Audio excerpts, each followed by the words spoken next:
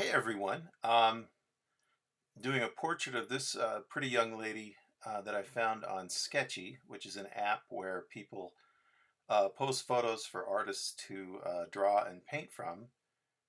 And then if you like, you can put the painting up on Sketchy with the photo, which I'll be doing in the next day or two here.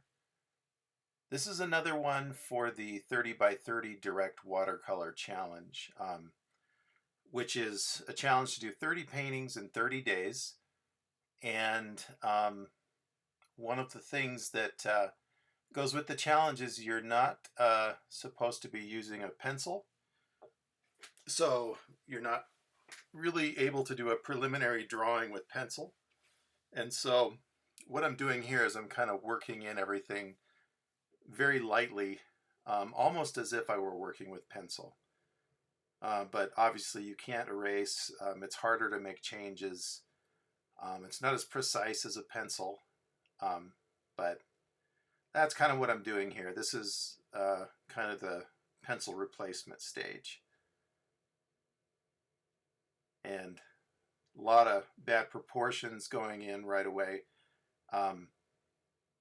just because it's a little difficult to get everything just right the first time in paint. I'm used to being able to draw things with a pencil and kind of come back to it, put it away for a little bit and come back to it and make corrections and things like that. So the lightness on this one, I don't know, maybe came out about, I would say, 75% of what the person, the girl actually looks like in the photo. But it turned into a painting that's not too bad and fairly successful. And so that's fine. I mean, it's not like the reference is always there to look at unless you're on Sktchy and you post your painting and then the reference is always there, but that's okay. All right, so I'm still working on trying to get the proportions right. I've noticed that for the size of her features, I've made her face, the side of her face a little too narrow, things like that. So there I am rubbing it out again, which doesn't work too well. This is Saunders Waterford 140-pound cold pressed paper. So, and my colors are fairly staining, so anything that I'm not able to pull things back very easily. That looks a little clown-like, but I like to push the reds in people's noses. Even if you don't see it in the photo, there's people have kind of a reddishness there, and I like to push that even if it's not apparent in the photo. Put a lot of that mix is yellow ochre and some carmine, kind of as a base skin tone. Coming back in with a little bit of Payne's Gray and Phthalo Blue, which it looks kind of odd, very odd. But I've been painting long enough to know that this is, at this point, even something that looks very strange like this will probably not be very noticeable once a lot of the true values and shapes are on top. So, okay, in watercolor, it's usually best to paint light to dark, and that still holds true. What I like to do, though, especially if I'm trying to paint fast like this, and this painting took about an hour and 15 minutes, I like to, like that dark on the side of her face there. I wanted to get an area that was pretty much as dark as the darks we're going to get in this painting. And the reason I did that was so that I could gauge the values of the other shapes and washes and things that I was putting in. Otherwise, for me anyway, it gets to a point where it's difficult to gauge all the values without some kind of a good strong dark in there. You might think you have everything dark enough and you'll get done and realize you don't have all your values in strong enough.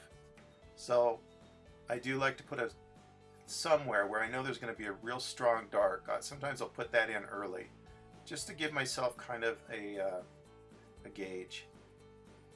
had a lot of trouble with her nose, and she has beautiful features, but you know, doing direct watercolor, it was difficult to get those proportions down just right. You'll see I have a lot of trouble getting the nose just right.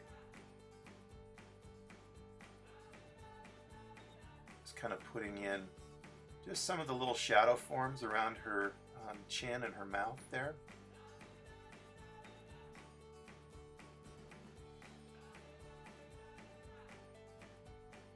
And putting the shadow in under her chin there.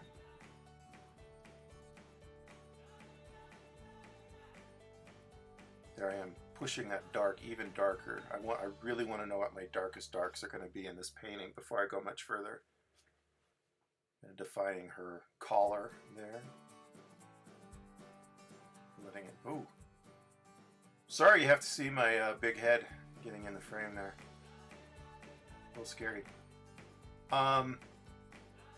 So I'm in there. I'm kind of detailing her eye and her eyebrow. I know that that area is going to be the main focal point, and if I'm not selling that eye and that area of her face, it's going to fail. So you'll see I spend quite a bit of time working on that eye and trying to get those shadow forms right in that area. Back to the nose, and nope. Go work on the mouth a little bit.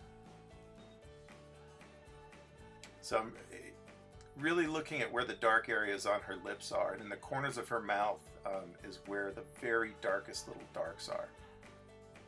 And you'll see me hit those a few times.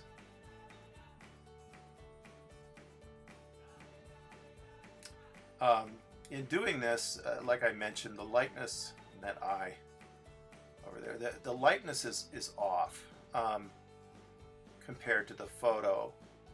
But in doing a likeness, I just, one of the things you'll see me kind of like really kind of sculpting and trying to kind of work the likeness out of it.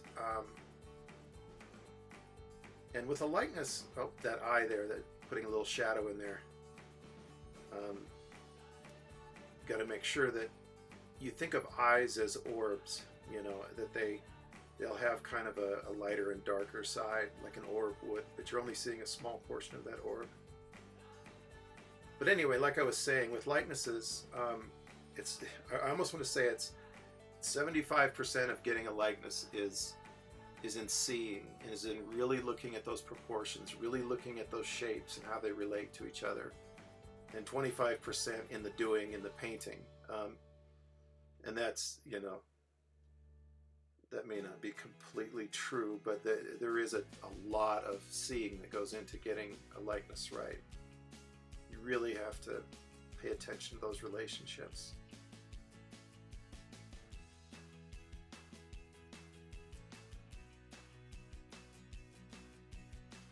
A little more color in on the lips there.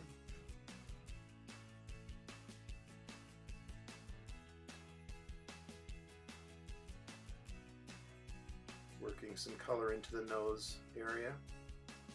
And it's funny when, you know, looking at this now, it's funny how paintings can look like almost throwaways for, and you know, maybe to some of you it looks like a throwaway when it's done, but it takes a while for a painting to actually get to a point, at least for me, where I can say, okay, yeah, this is worth finishing, this is worth continuing on. But it takes a while to get to where you don't want to throw it away, or where you think, well, this could go south and not really work out. So this is definitely still in its awkward stages where I'm trying to pull things out the way they should be. Okay, trying to define the dark under the other side of her face there.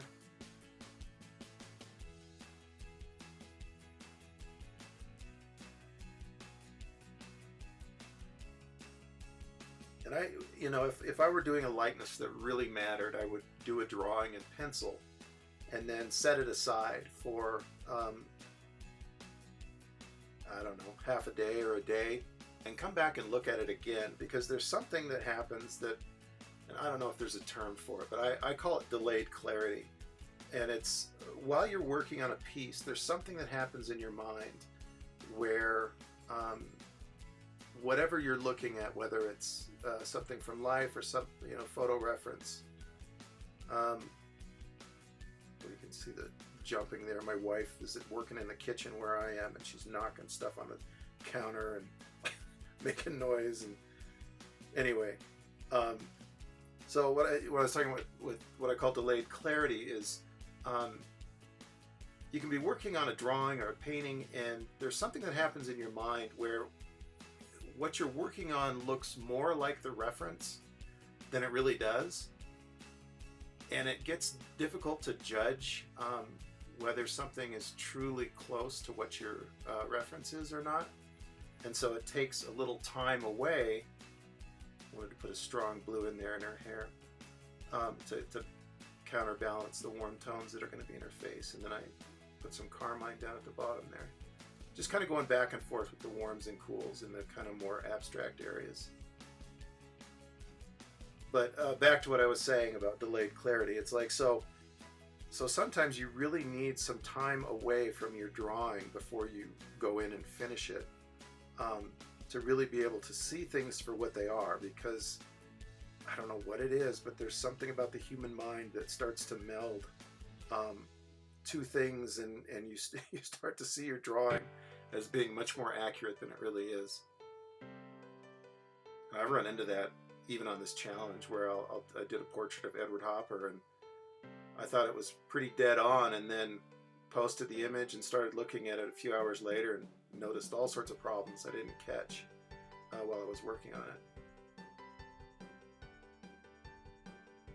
Alright, so there's the background going in, just a kind of a muted purpley tone with phthalo blue, carmine, and probably a little Payne's gray.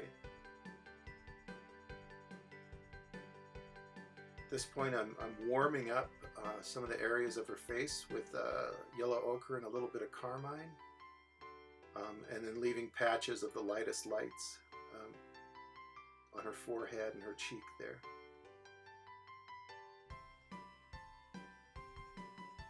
Putting some warms kind of down in her neck as well.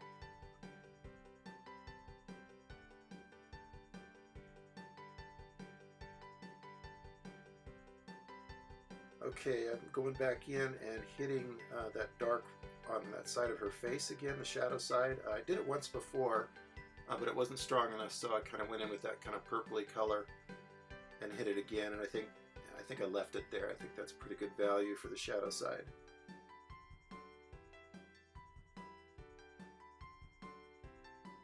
Now I've noticed that her eye on the shadow side of her face is probably a little low and a little crooked.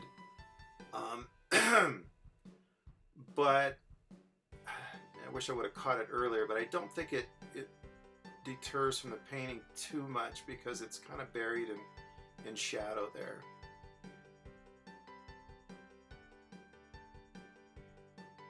Again, that's one of those little things that you know, if I wasn't working so quickly, I definitely would catch and correct in the pencil stage. But I like the freedom that I'm getting in my brush strokes a little bit. I think some of that's going to come from the challenge and trying to paint more quickly. I can definitely feel like I'm loosening up a little bit and learning to paint a little more quickly than I usually do. I'm usually a pretty slow, methodical painter. So I kind of like some of the things that are going on in this one. Now I'm putting in washes in the background, and I wanted everything but her face to be like purples and blues, so that the warm tones in her face would really stand out against the background. And I wanted the light side of her face there to be kind of the focal point and the thing that stands out. So all the warms are there and the cools are around her face there. It's pretty much done at this point. What I'm doing, I'm going in with just a tiny bit of gouache That's always kind of a magic moment for me to get to put the highlights in the eyes or the nose if I haven't got them in there already. So that completes this one. I think this is the last start to finish video I'll do for this 30-30 challenge. I am going to do a recap of the next 15 paintings in the challenge within the week here. So thanks a lot for watching. I hope you enjoyed this video, and I will see you next time. Take care.